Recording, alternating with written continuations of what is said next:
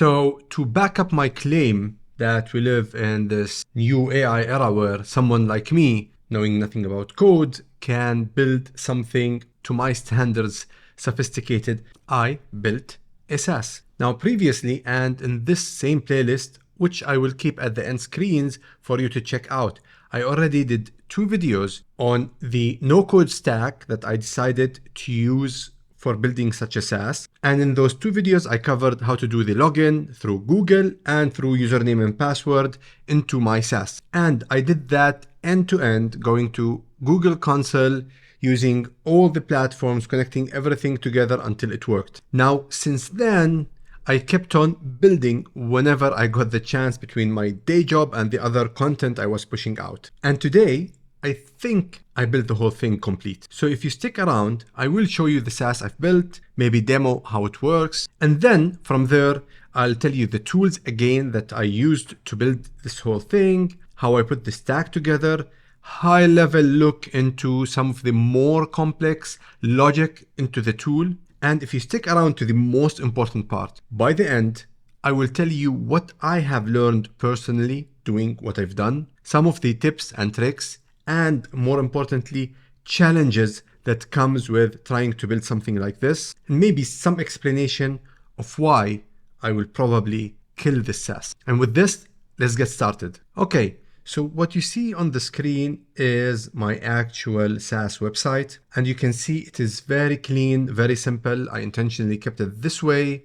I called it HireGate AI, and essentially what this tool will do for you is you put your CV or resume on it. It will be stored and saved. Later on, whenever you find a job you want to apply for, you just throw in that job description, optimize your CV.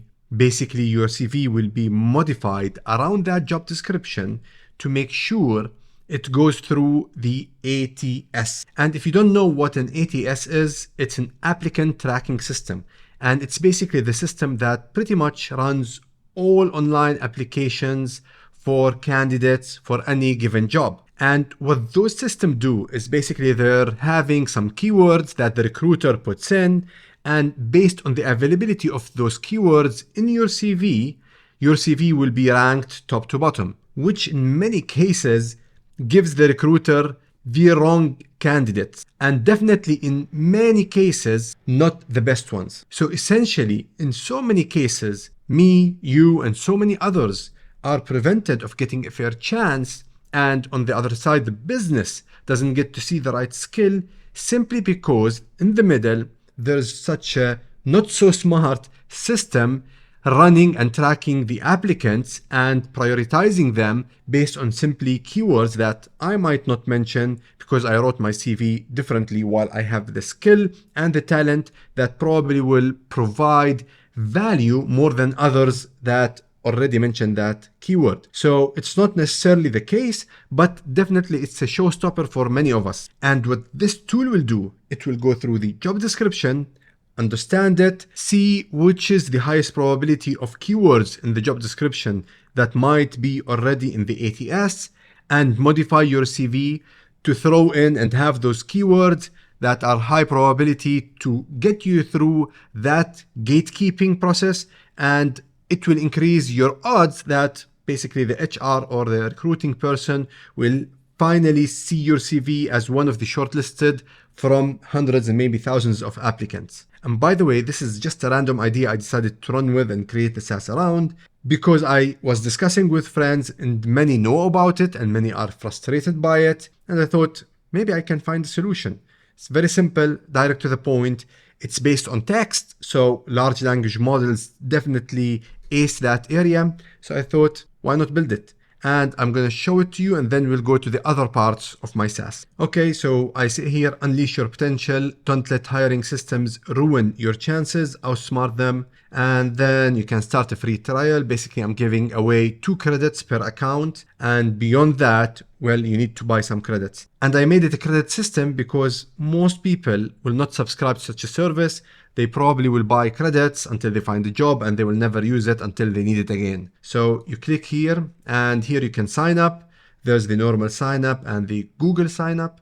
So I'm gonna do, just to demo this, a normal type of sign up. So here I put just a bogus email just to show you that it has some advanced feature in it, and you have to agree to the terms of service before you actually be able to sign up. So we'll just click that button. If we hit sign up here, I think we're going to get an error. Yes, use a valid email address. So that's already built in, which is supreme. So I'm going to put proper email address now and sign up for the service. So once you hit the sign up, it will take you to the sign in page where you're going to have to sign in. So again, I'm going to put my email and password and log into my tool. Okay, I logged in and it will automatically take you to the optimization tool, but we shouldn't start here. So we'll go to the CV and you go to your CV here. So here is your CV and there's nothing here because my CV is basically empty. This is a new account. And there's 3 sections you need to fill. The professional summary or objectives. So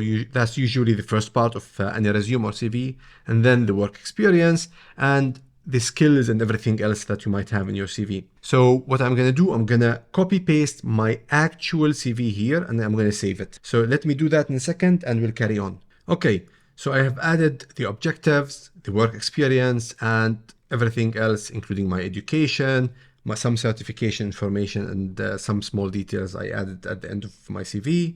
And then here, what you simply do is hit submit your CV. Now, what will happen is that it will save your CV successfully.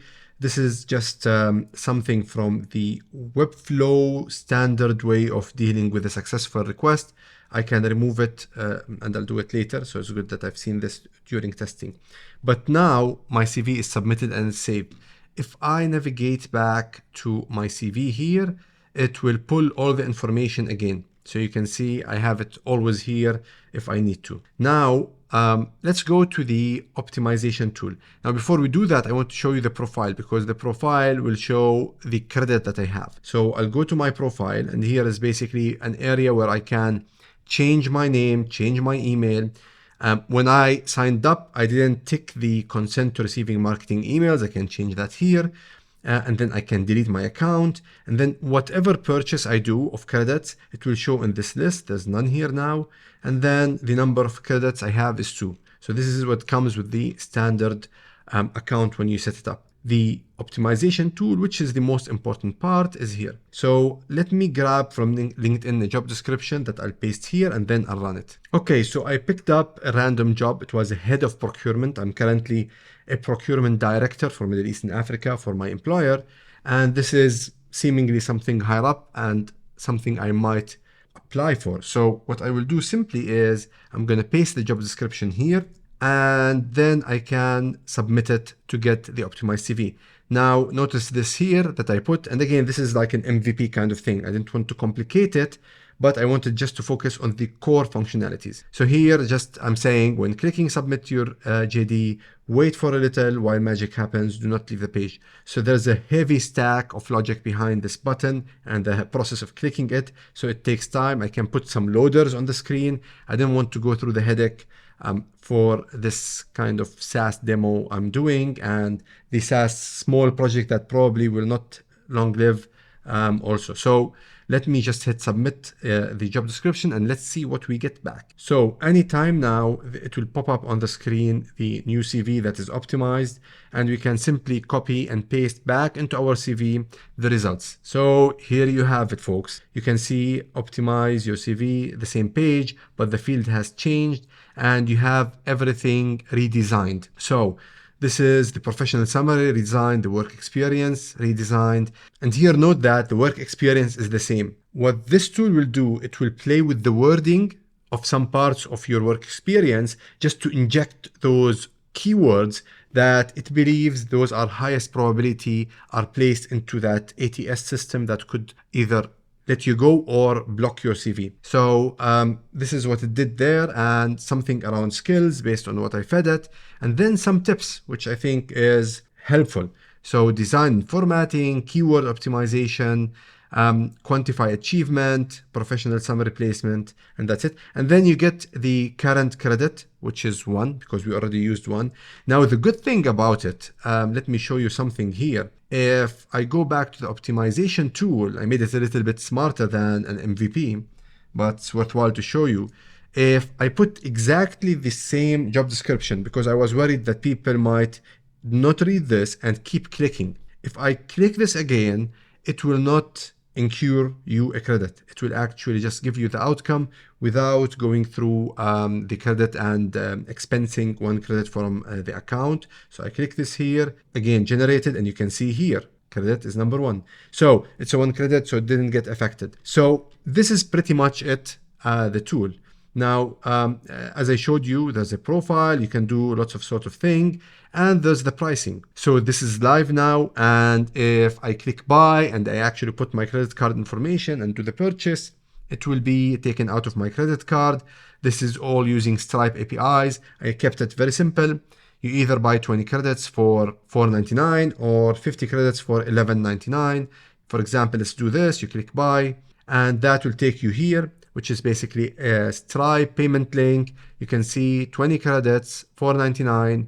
You are purchasing 20 credits to optimize your CV and get closer to your dream job. You put your information and you pay. Let's go back. So that part is working. And then you just go home, the normal stuff. And the footer, even I kept it simple. You only have terms and conditions that we refer to at other pages. So it's just the same thing. And you can log out, delete your account. So it's pretty basic, but I think it's pretty powerful. Now I'm going to try to use it myself. Having that logic stack built, I can personally use it in other ways, but probably I'm going to still do it through the website. I think it's a simple tool. It's a good project. Honestly, I'm happy that I've done it. I learned a lot. But before we go into the conclusions, tips, and let's go just to the tools that I used to build this. So primarily I used 3 tools, and I tried my best to keep this no code. And I can say safely, for the most part, it was totally no code. So I used Webflow for the front end. I used Xano for the back end. And if you know Wized, I used Wized basically just to do all the actions and requests for me in the middle. Basically the glue that connects the back end to the front end. Now, someone who knows Webflow might say, you could have built the whole thing on Webflow itself. Yes, but I wanted to go with what developers recommend of separating backend from front end. And honestly, I wanted to force myself to work with more tools to help me learn something new, which I did. So we'll start with Webflow. Nothing fancy here. I'm not going to cover anything about Webflow.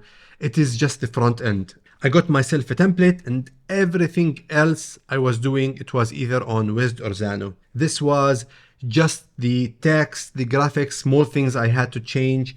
And the biggest activity you will ever do here, let's just show you one example from a button. If we get to, let's go to the pricing, for example. We click on this element. The one activity just to get Wized to work with Webflow is adding an attribute. And this is something we'll show on Wized, so you can use it and use it in your actions or requests. So that's the only thing I used Webflow for. Now beyond Webflow, and I'm gonna go backwards in this, there is Wized. So this is Wized and looks like the website basically. But here on the left side, you have the applications I had to use to build this thing. So 3 of them are Xano, 1 Stripe, and 1 just some endpoints. Again, I built on Xano to do some minor things like delete account, forgot my password, these type of things. And then here you have the requests, and I have around 16 different requests.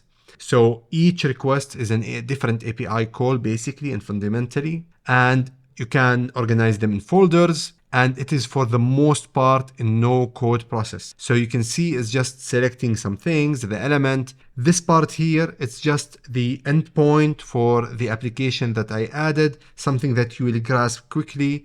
You will find some areas where it looks code, but this is the bare minimum. Like this is nothing when it comes to JavaScript. Nearly 90%, 95% of the arguments you use are return and then select something from an input from a request or an input from a form or a variable or a cookie. It's so easy to use Wized as a tool. There is definitely a learning curve, and at the end I'm going to help you a lot with some of the tips I'm going to share. So you can see the other folders here, and some of them get really heavy. Now we go to the action, and that's even worse. As to run this, I had to build 57 different actions. And again, those are categorized. You can see user control, user functions, CV handling, and buying credits. Again, all of these actions are interacting with elements. So you click something, this happens. A request finishes, this happens. So all of these type of actions, again, I'm going to show you some of them. I consider it no code, honestly. You'll see all these things that might hint, oh, this is code. It's not code. You just get your hand going with Wized. You realize that this is just some kind of syntax you use to explain things to the tool and tell it how to work. It's not really code. Now, there is code capability which make Wized super powerful, and some people use it at a more extreme manner with some code. But at the end, I'm going to talk about this area. But you can do it, you don't have to. I was able to run whatever you saw now in the demo 100% without doing any code. And then you have some data that you can put together, store, and handle. This is in the data part in Wized, and you have debugging, and that's it. And from here, you have what is called the X-ray, where you can see any elements that you refer to in Webflow. So if we go to one of our, let's say the login page here, if we click the X-ray, you can see all these attributes are the ones I defined in Webflow. So here you can see them once you publish your page on Webflow. And again, remember, Wized and Webflow are owned by the same company. This is why they work seamlessly together. Now, last but not least, on the tools I've used, Xano. Now, everything I've covered between Wized and Webflow is just the glue, right? It's like the facade and the glue. So, what you see and what brings that information or sends it back or asks a request to run, the real logic happens and the real databases are maintained in Xano. And those stacks of logic are happening in Xano. So I'll go to Xano. Xano is definitely a tool. I think nearly everyone who's interested to build something, they need to start to honestly play around with Xano. I've used it with building GPTs in the ChatGPT store.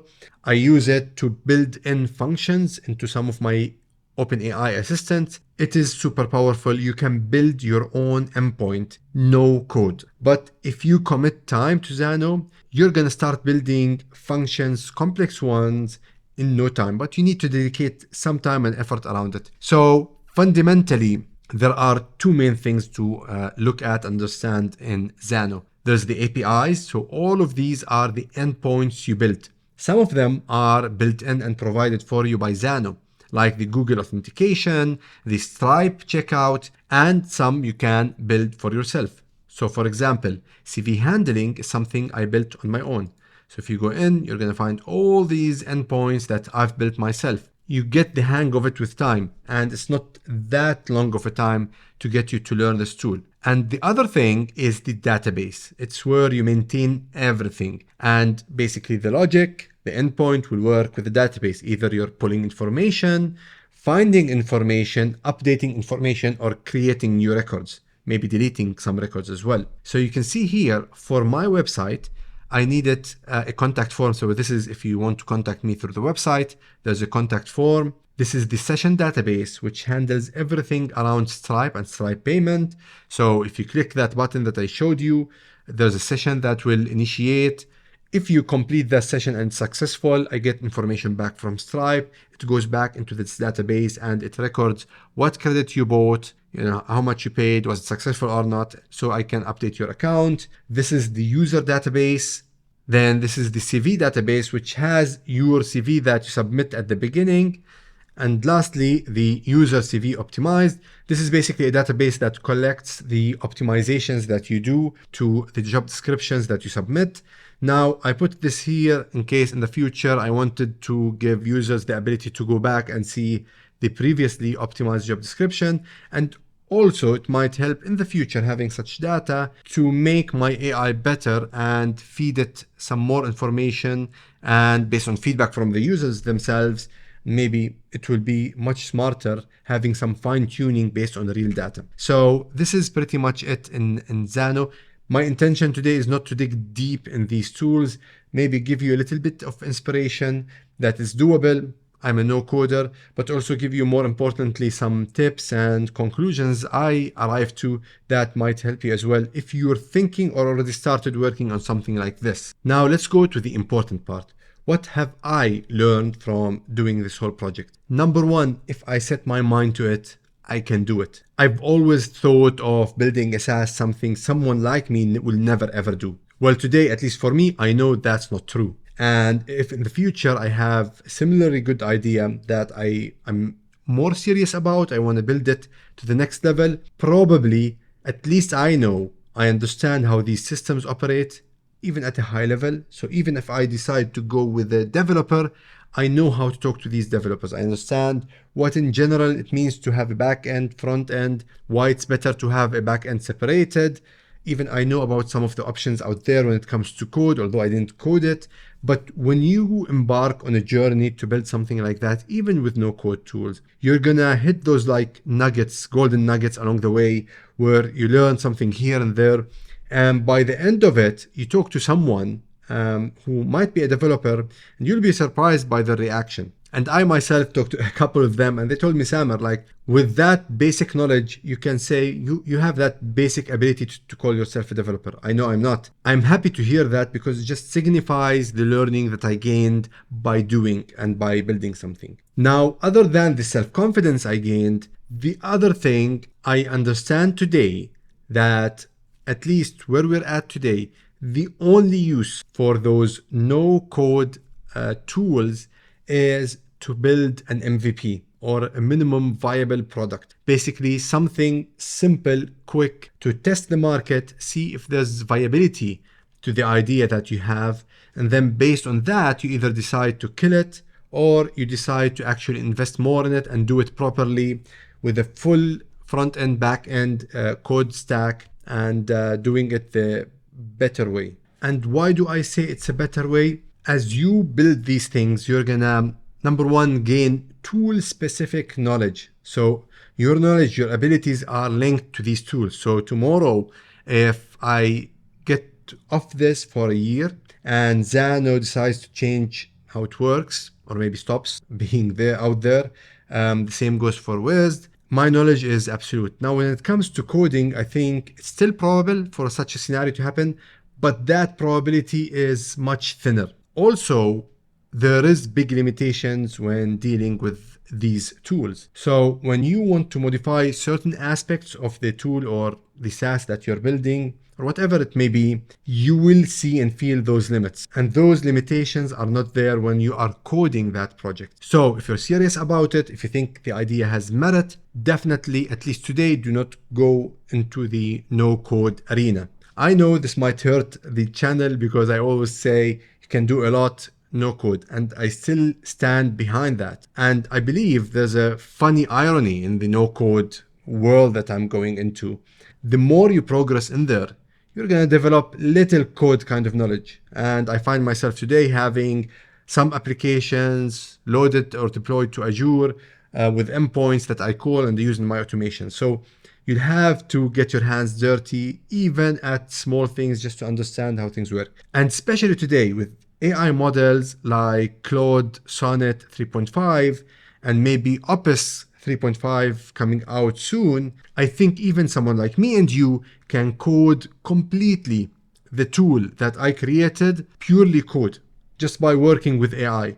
And with time, this will be more and more achievable for people like us. So at some point in the future, the ability to code will not be a barrier for you to realize an idea you have for a business or a SaaS. Now, if you want to build your own SaaS using the same no-code tools, when it comes to Webflow is a headache, honestly. The online content, especially video, which I prefer when I'm learning something on YouTube, particularly, is not there. And if it's there, you're going to have to cipher through an hour and a half video to get what you're looking for. But there are many developers online that you can hire for cheap who can do some of the work that you need. Everything else you can, the attributes and the flow towards Wized and Xano, you can build yourself. Now, Wized, they have a good amount of videos straight by Wized on YouTube. I don't think they do a good job in their videos. I think they wanted to make them short. Some of them will be hitting the nail on its head, so you'll get what you want. Many others, not so much. Now, I got to find an account, a YouTube account for a person who's doing an amazing job, and surprisingly, he has nothing to do with Wized. So let me put him on the screen because this person, I'm sure he's helping hundreds, and I think it's worthwhile to highlight his work. His channel's name is No-Code Pro Code, which is an interesting name because he's definitely a developer or someone really like started like me and he's like now at a whole new level. I think he's a developer trying to help people like us, and the way he covers Wized as a tool, he covers as well, by the way, Xano and Webflow and other aspects. He does it in a way unparalleled to anything I've seen online. I keep going to his profile, looking up for new things. I would say at least 1/3 of the challenges, like the biggest problems I had, was solved through a video by him. Thank you, No-Code Pro Code. This is a big tip. This is an account you have to follow, probably subscribe if you're serious about this. Xano, on the other hand, has a team that went over and beyond in creating content for you on YouTube. The documentation for Xano is superior. The video content that they keep putting on YouTube is next level. So Xano, but just by YouTube and sometimes going to the documentation, you're learning a lot. Now, Wized, I'm just jumping back to beat on Wized a little bit. Their documentation is not that comprehensive, sometimes limiting. So, in Wized, you're gonna need No-Code Pro Code. In Xano, you have no issues. Go to their documentations, you're gonna find a wealth of information. Go to their YouTube channel, so many videos by Xano themselves and so many videos by other creators. So you're not gonna find a problem there. It just takes time to understand the system and work it out. Now, last but not least, why I'm gonna probably kill this SaaS. Well, the reason is when I started it, I wanted to prove something for myself, not to others, and I did it. And I feel so fulfilled and happy, and I feel really confident. I already built complex things. If you watch my YouTube channel, you're gonna find pretty complex stuff already built. Now I know I can even build more complex things. I can actually build a whole SaaS that includes payments, that includes services, includes AI, complex stacks of logic on Xano, and so forth. But this is not my thing. What I'm passionate about is actually creating content, helping people like me, essentially, do more things. I'm a corporate professional, and you can't believe how doing what I do just to feed content to this channel helped my career. And I think the more people try to force their way into technology, even if you're a non-technology executive in a corporate like me, I'm in supply chain procurement, I'm at the director level in a Fortune 500 company. You can't imagine how this will help you on personal things and professional things. The confidence, the knowledge, understanding technology more, it will be game-changing for you. But that does not mean I'm not going to build something else later. Probably something maybe related to procurement, supply chain, where I have 20 years of expertise, basically. And I think that makes sense for myself and maybe others. Use your expertise to build something that people will see value in. Maybe some people will see value in this SaaS. Maybe I just get lucky, but I'm not a professional in recruiting or HR.